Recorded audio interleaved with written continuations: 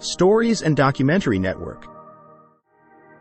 Carthage, the ancient Phoenician city-state located in present-day Tunisia, was one of the most influential civilizations in the Mediterranean world. Founded around the 9th century BCE by Phoenician settlers from the city of Tyre, Carthage flourished into a powerful empire that rivaled Rome for dominance in the region. Situated strategically on the North African coast, Carthage became a significant maritime and commercial hub, controlling vast territories across the Mediterranean through its extensive trade networks. The origins of Carthage can be traced back to the Phoenician expansion in the Mediterranean during the first millennium BCE. The Phoenicians, renowned sailors and traders, established colonies and trading posts along the coasts of North Africa, Sicily, Sardinia, and Spain. Carthage, initially a small trading outpost, grew rapidly in importance due to its favorable location and access to valuable resources such as timber, metals, and agricultural products. As it expanded, Carthage developed into a major power in the region, eventually becoming the dominant force in the western Mediterranean. The origins of Carthage can be traced back to the broader Phoenician expansion in the Mediterranean during the first millennium BCE. The Phoenicians, a Semitic-speaking people originally from the coastal region of present-day Lebanon, were renowned for their maritime skills and trading prowess. Around the 9th century BCE, Phoenician merchants and sailors began to venture beyond their homeland, establishing colonies and trading posts along the coasts of the Mediterranean Sea. Driven by a desire for new trade opportunities and access to valuable resources, the Phoenicians embarked on ambitious voyages, reaching as far west as the Iberian Peninsula and as far east as Cyprus and Anatolia. These maritime expeditions laid the foundation for the establishment of Phoenician colonies and trading outposts, which played a crucial role in facilitating trade and cultural exchange throughout the Mediterranean region. Carthage, the most renowned of the Phoenician colonies, was founded around 814 BCE by settlers from the Phoenician city of Tyre, located in present-day Lebanon. According to ancient sources, including the Greek historian Herodotus and the Roman historian Diodorus Siculus, the legendary Queen Dido, also known as Alyssa, led the expedition that established Carthage. Legend has it that Dido fled Tyre following a power struggle with her brother Pygmalion and arrived on the shores of North Africa, where she negotiated with the local Berber chieftains for land to establish a new settlement. The site chosen for Carthage was strategically located on a peninsula jutting into the Mediterranean, offering natural harbors and access to maritime trade routes. The city's name, Carthage, is believed to derive from the Phoenician term Kart-Hadasht, meaning new city. In its early years, Carthage rapidly developed into a thriving commercial center, benefiting from its strategic location and the expertise of its Phoenician founders. The city's economy was primarily based on maritime trade, with Carthaginian merchants engaging in the exchange of goods such as textiles, metals, pottery, and agricultural products with other Mediterranean cultures. Carthage's influence extended beyond its immediate surroundings, as it established trade networks and diplomatic relations with neighboring regions. The city's commercial activities facilitated cultural exchange and the spread of Phoenician influence throughout the Mediterranean, contributing to the enrichment of Carthaginian society and the development of its distinctive culture. One of the key factors contributing to the success of Carthage as a trading empire was its strategic location along the North African coast. Situated at the crossroads of major trade routes in the Mediterranean, Carthage enjoyed easy access to both eastern and western regions, making it a prime center for commerce. Its proximity to Sicily, Sardinia, Spain, and other important territories allowed Carthage to control lucrative trade routes and establish a vast network of colonies and trading posts throughout the Mediterranean basin. Moreover, Carthage's mastery of maritime technology and navigation further enhanced its trading capabilities.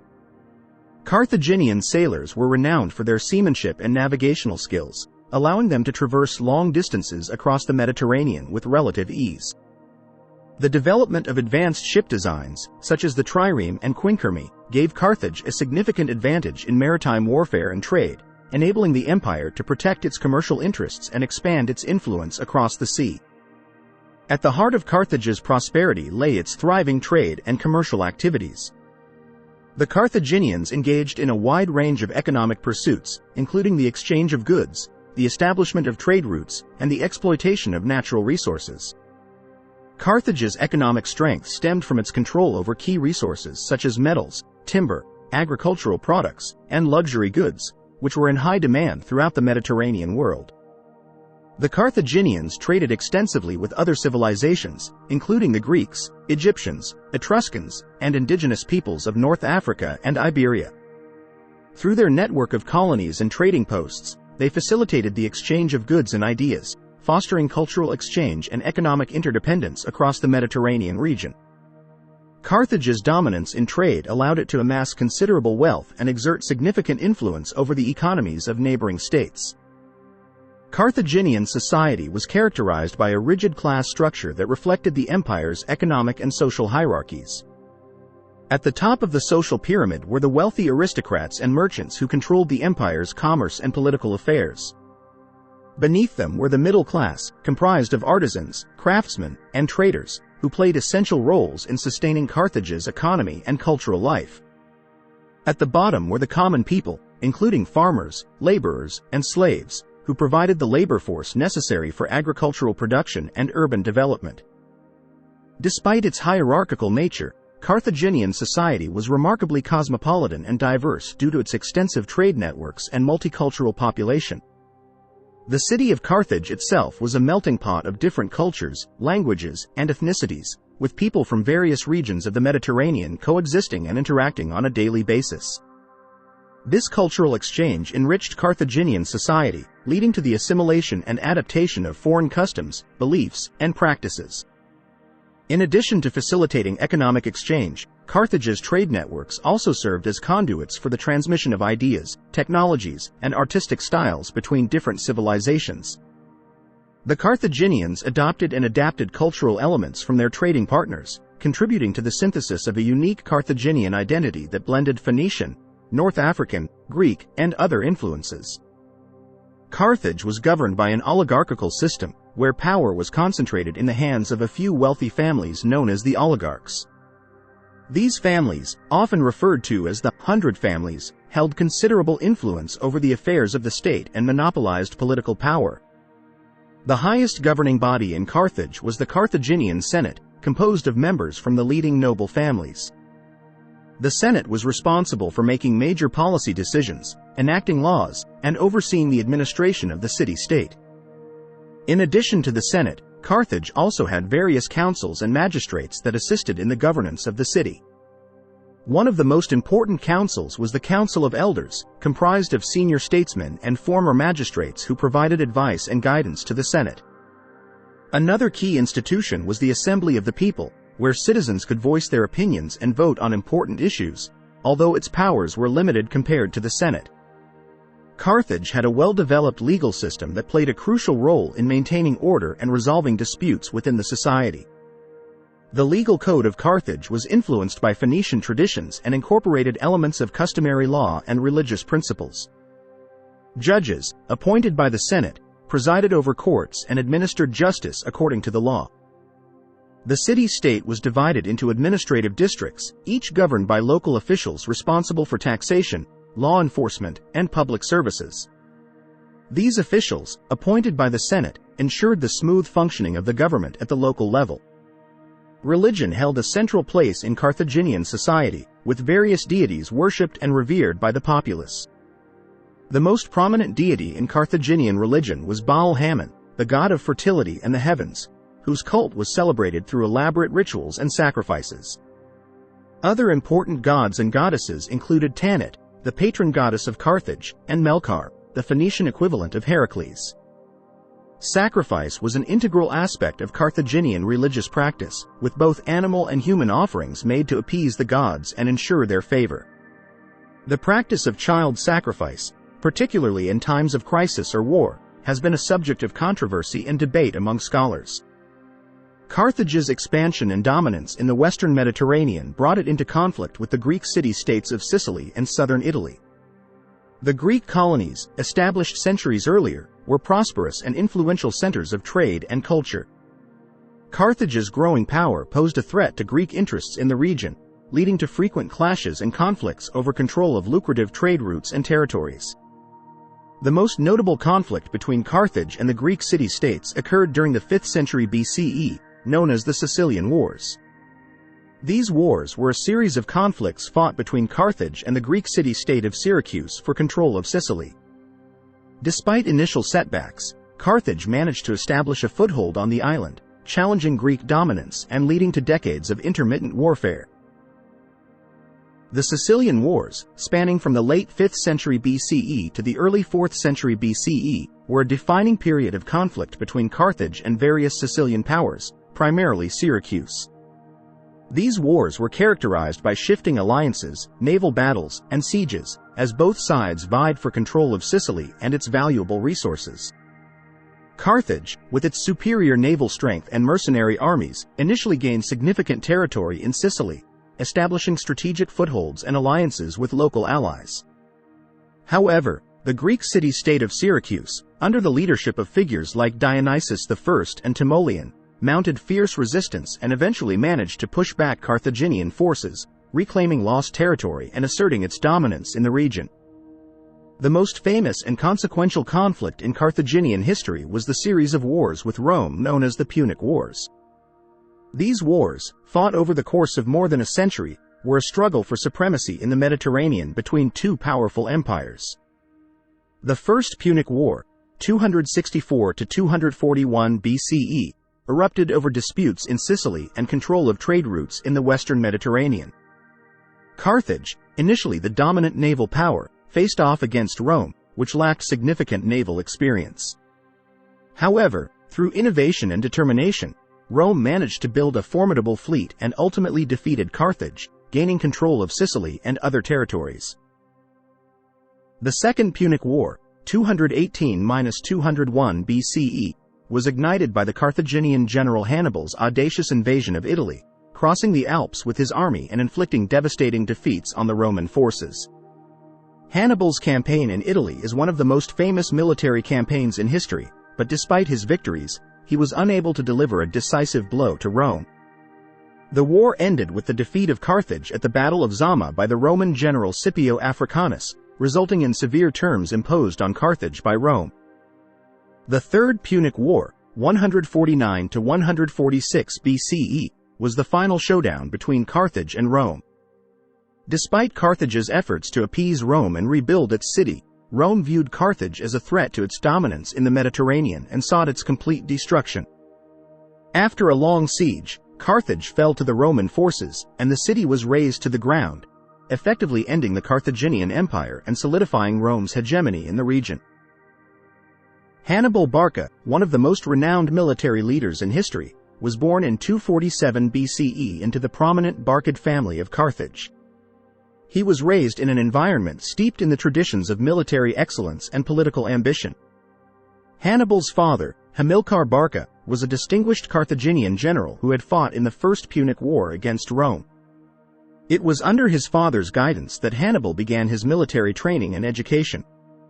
From a young age, Hannibal exhibited exceptional intelligence, strategic thinking, and leadership qualities. He accompanied his father on military campaigns in Spain, where he gained valuable experience in warfare and diplomacy. After the death of his father in 229 BCE, Hannibal assumed command of the Carthaginian forces in Spain at the age of only 26, demonstrating his natural aptitude for military command and his ambition to carry on his father's legacy. Hannibal's most famous military campaign was his invasion of Italy during the Second Punic War, 218–201 BCE, a conflict waged between Carthage and Rome for supremacy in the Mediterranean. In 218 BCE, Hannibal famously led his army, including war elephants, across the Alps into Italy, achieving one of the most daring and audacious military feats in history. His aim was to strike at the heart of the Roman Republic and weaken its hold on its Italian allies. Hannibal employed innovative and unconventional tactics throughout his campaign in Italy, including strategic maneuvering, surprise attacks, and psychological warfare. He won a series of stunning victories against the Romans at the battles of Tribia, Lake Trasimene, and Cannae, employing tactics such as double envelopment and the use of terrain to his advantage. Despite being significantly outnumbered, Hannibal's strategic brilliance allowed him to inflict heavy casualties on the Roman legions and keep them on the defensive for over a decade. Hannibal's military genius and his stunning successes against Rome have cemented his legacy as one of the greatest military commanders of all time. His tactics and strategies, studied by military leaders throughout history, continue to be analyzed and admired for their innovation and effectiveness. The Battle of Cannae, in particular, is often cited as a classic example of tactical brilliance and remains a subject of study in military academies around the world. Beyond his tactical prowess, Hannibal's legacy also lies in his ability to inspire loyalty and devotion among his soldiers. Despite facing numerous challenges and setbacks, his army remained fiercely loyal to him throughout his campaigns in Italy, a testament to his leadership and charisma. The Punic Wars, a series of conflicts between Carthage and Rome spanning over a century, had devastating consequences for Carthage. The First Punic War, 264 to 241 BCE, saw Carthage lose its Sicilian territories to Rome, while the Second Punic War, 218–201 BCE, witnessed the legendary exploits of the Carthaginian general Hannibal, who famously crossed the Alps to invade Italy but ultimately suffered defeat. The Third Punic War, 149–146 BCE, resulted in the complete destruction of Carthage as a political entity. Following the conclusion of the Punic Wars, Carthage was left weakened and vulnerable, stripped of its overseas possessions and military power. The terms of the peace treaties imposed by Rome imposed heavy reparations on Carthage, crippling its economy and exacerbating internal tensions. Internal strife and unrest further weakened Carthage in the years following the Punic Wars. The imposition of harsh conditions by Rome, along with resentment among the Carthaginian population towards the ruling elite, fueled discontent and rebellion. Revolts erupted within Carthage, as well as among its subject territories in North Africa and the Mediterranean. Moreover, rivalries among Carthage's leading families and factions intensified, leading to political instability and paralysis in governance. The once powerful oligarchy that had ruled Carthage became increasingly fragmented, as competing interests vied for control amidst the city's decline. In 146 BCE, Rome, viewing Carthage as a perpetual threat to its interests in the Mediterranean, launched a brutal assault on the city. The Roman general Scipio Aemilianus besieged Carthage for 3 years, subjecting its inhabitants to famine, disease, and relentless warfare.